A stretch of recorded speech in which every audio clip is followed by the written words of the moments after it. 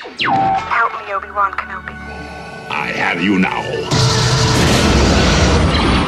Jedi Master. I got really energized by Star Wars. In fact, I quit my job as a truck driver and said, well, if I'm going to do this, I better get going. Here's where the fun begins.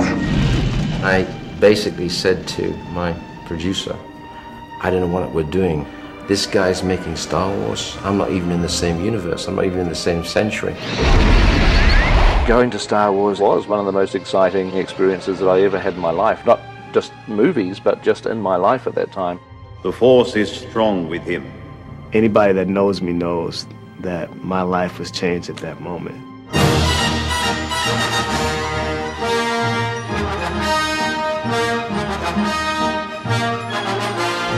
For a generation of film fans, the release of Star Wars was an event of epic proportions. First time I saw Star Wars was opening day at the Grauman's Chinese Theater. The Chinese was the best place to go because it's a big screen then.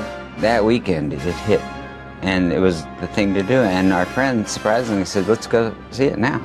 Well, I'm one of those lucky generation that saw Star Wars at the perfect age. I was 16 years old.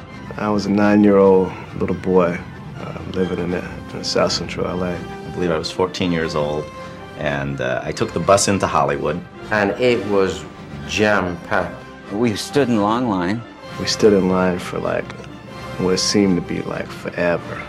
I was the 9th person in line, and I was by myself. And then some friends showed up later, and then they cut into line with me, which kind of pissed me off because I'd been waiting. I didn't know what it was all about, why we were standing in line. And I had heard rumblings about it, but nothing specific, really. Somehow you just knew that it was going to be a very special film. I'm not exactly sure how we knew that. The anticipation, this place was rocking. When we finally got in the theater and the lights went down, I was getting impatient. And then the movie started, The Fox logo came up and the title went off.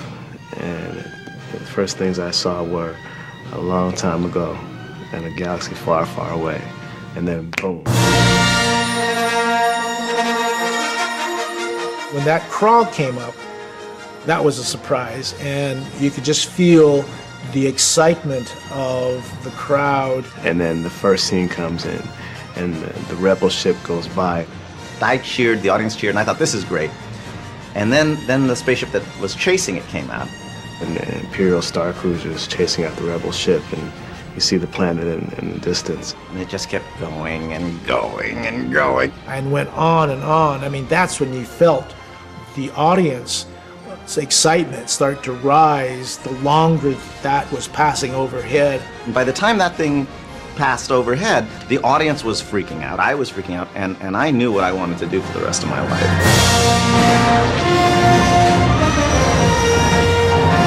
As audiences emerged from theaters around the world, they brought with them a realization that cinema had been fundamentally changed. And when we came out, I thought, well, that is incredible. That's a whole nother kind of movie that has now been invented. Star Wars smashed open the possibilities of what film could actually do. It was like a seismic shift in how people perceived the cinema-going experience. Not only did it have a powerful themes and stories that could resonate, but it was executed in a way that was so much more believable and so much more exhilarating than anything that we'd seen before. It changed my life totally. I was like, I think I saw it from that moment on nearly once a week. It wasn't just that I hadn't seen effects like that, but it was so funny. We're all fine here now, thank you. How are you? And so fast. So exhilarating. And for aspiring filmmakers, it opened the door to a new world. It legitimized the way we were and who we were, and the fact that I could go home from school in the evenings and make spaceships out of cardboard tubes and model kits. And everybody like joked in film school about me because everybody was like inventors and Fassbinder and stuff. And for me it was like, I kind of couldn't stop talking about Star Wars. I was kind of stunned. I was depressed, actually. So I was like, damn it. Somebody else did it. But at the same time, it was like, yes, it's possible. Perhaps most importantly, Star Wars introduced cinematic techniques and innovations that would change filmmaking for the better in years to come.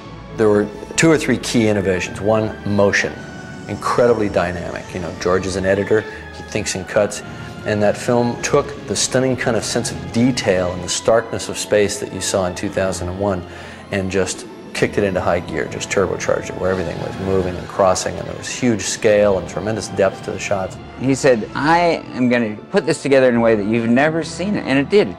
That's why it blew people's minds. And the technological innovations that went into moving those ships and creating that kineticism, you know, the motion control that made that possible, you know, that was a major milestone in visual effects history that everyone acknowledges. It redefined for me the way I think about science fiction, the way I think about fantasy, the way I think about how special effects can be used in storytelling.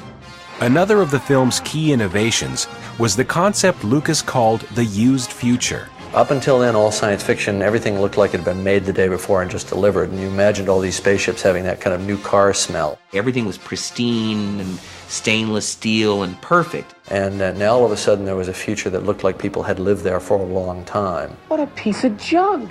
She may not look like much, but she's got it where it counts, kid. It was the first time I'd ever seen science fiction or fantasy presented in that way, that everything was beaten up and dirty and oily and greasy and grimy, and you just believed in it.